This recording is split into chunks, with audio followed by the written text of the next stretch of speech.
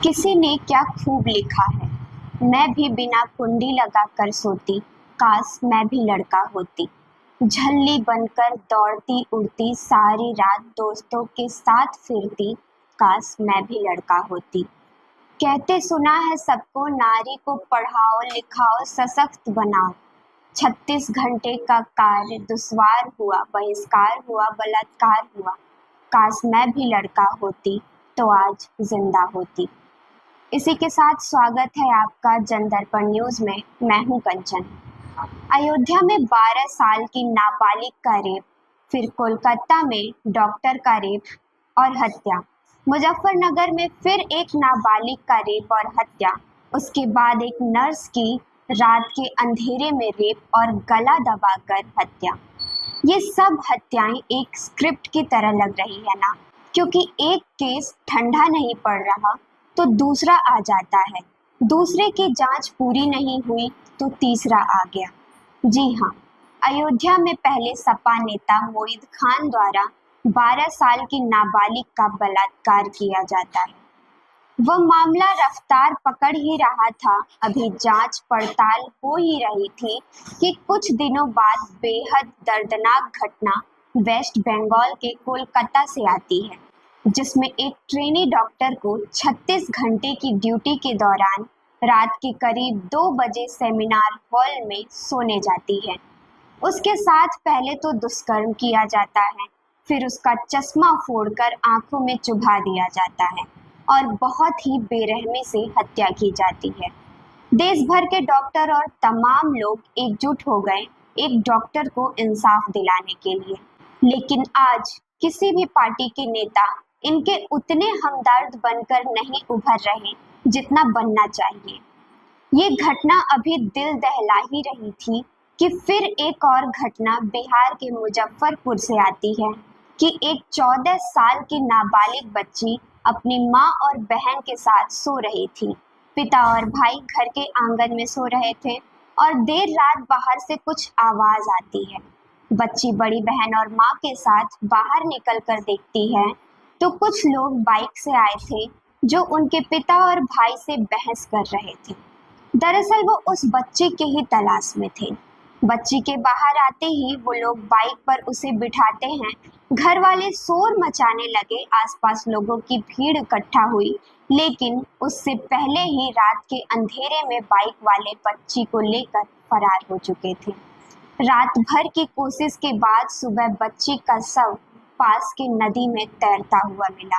आइए सुनते हैं बच्ची की बड़ी बहन ने क्या कहा। लोगों को शादी हुई कुमार थी। हाँ वही कुमार जिसकी हत्या हुआ है वही। जी ये अगल बगल के सब मिल के और उससे जान मरवाया है। उसके सब उसके चीज उसके करवाया साथ है। क्या उसका रिलेशन, समझ उसके गया। कुछ संबंध था? सर वो राय जी है, हम लोग अच्छा, राम रविदास। है, हम अच्छा, लोग का रविदास। कुछ भी वो नहीं है। सब हमारे ही अगले बगले के सब चीज करवा के धरवा। संजय राय संजय राय वो शादीशुदा है? संजय राय जी आधा वयस है, बूढ़ा जैसा है वो, आधा वयस है। तो उसके शादी करने के लिए बेचैन थे? हाँ सब मिल के पहले हमारा पति के मार के, जिधर जो बहन के मार के बिगा हुआ है ना, उधर पति के भी हमारा मार के जहर। उनके मुताबिक आरोपी का नाम संजय रॉय है, जो गांव का ही रहने वाला है। संजय रॉय एक अधेड़ उम्र का आदमी है जिसकी शादी पहले ही हो चुकी है और उसके 3 बच्चे भी हैं। फिर भी वो उस 14 साल की नाबालिग बच्ची से शादी करना चाहता था। प्रस्ताव मना होने पर वो आक्रोश में आया और ऐसा दुष्कर्म किया। बताया जा रहा है कि बच्चे के फेस और प्राइवेट पार्ट पर चाकू से गोंद कर छल्ली कर दिया गया है। साथ ही मृतक की बड़ी बहन ने बताया कि उनके पति की हत्या भी संजय रॉय ने की है। पुलिस संजय रॉय की तलाश में है, उसके साथ उनके 5 साथी मौजूद थे। फिलहाल ये सब फरार हैं। अभी ये सारी घटना धरी की धरी ही थी। एक ट्रेनी डॉक्टर का जख्म भूल नहीं पाए थे कि उत्तराखंड से भी एक दर्दनाक खबर आ जाती है। दरअसल एक प्राइवेट हॉस्पिटल की नर्स के साथ भी कुछ ऐसा ही होता है। महिला नर्स ड्यूटी करके घर वापस लौट रही थी, तभी रास्ते में एक अजनबी मिला। रास्ता सुनसान देखकर उसने जबरदस्ती झाड़ियों में ले जाता है। उसके साथ दुष्कर्म करने के बाद गला दबाकर हत्या कर देता है। साथ ही उसके पैसे और मोबाइल भी लेकर फरार हो जाता है। सीसीटीवी फुटेज की मदद से पुलिस ने आरोपी को पकड़ लिया है और आरोपी ने अपना जुल्म भी कबूल किया है। खैर, घटनाएं तो रुक नहीं रही है, पर दुख इस बात का है कि प्रोटेस्ट, न्यूज़, सपोर्ट जैसी चीज़ हफ्ते 2 हफ्ते चलती है, फिर एक नई खबर आ जाती है और पुरानी खबर के बारे में सब भूल जाते हैं। घटनाएं हो रही हैं, पर पीड़ितों को न्याय नहीं मिल रहा। महिलाएं डरी हुई हैं, जगह जगह लोग प्रोटेस्ट कर रहे हैं, लेकिन दुख की बात तो ये है कि इन प्रोटेस्टर्स के ऊपर भी हमला हो जाता है। दरअसल करीब 40 से ज़्यादा लोग आकर प्रोटेस्टर्स और पुलिस वालों पर हमला करने लगते हैं। जैसे तैसे पुलिस टीयर गैस का यूज़ करके उन गुंडों को भगाने की कोशिश करती है। पर कौन थे ये लोग? किस पार्टी से मिले थे? क्यों आम जनता की आवाज़ दबाने की कोशिश की जा रही है?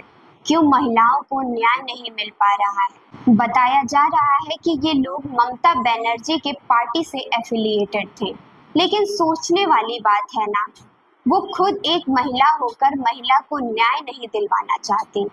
पहले के मुकाबले अब रेप और हत्या के मामले इतने ज़्यादा हो रहे हैं। सरकार महिलाओं की सुरक्षाओं को लेकर खामोश क्यों है? सवाल बहुत उठ रहे हैं, पर जवाब कहीं नहीं मिल रहा। आज भी हमारे देश में महिलाएं अकेले बाहर निकलने से, रात के अंधेरे से डरती हैं, और अगर कुछ उनके साथ बुरा हो जाए तो गलती उनकी ही है। ऐसा मैं नहीं, हमारा समाज कहता है। छोटे कपड़े, अंधेरी रात, सुनसान सड़क और ना जाने क्या क्या लड़कियों के ऊपर आरोप लगते रहते हैं। रेपिस्ट को बढ़ावा तो तब मिल जाता है जब नेता लोग इनके दुष्कर्म को छुपाने की कोशिश करते हैं। इतना ही नहीं, कई सारे रेपिस्ट तो खुले आम घूम भी रहे हैं और कुछ सत्ता की आड़ में आकर जेल से बाहर आते जाते रहते हैं। इनमें कुछ दिनों पहले जेल से बाहर आए राम रहीम का भी नाम शामिल है, जो हमेशा चुनाव के वक्त जेल से बाहर आ जाते हैं और सरकार इन्हें लीगली जेल से बाहर आने भी देती है। लेकिन इसमें रेपिस्ट की कोई गलती नहीं है, गलती तो उन लड़कियों की है।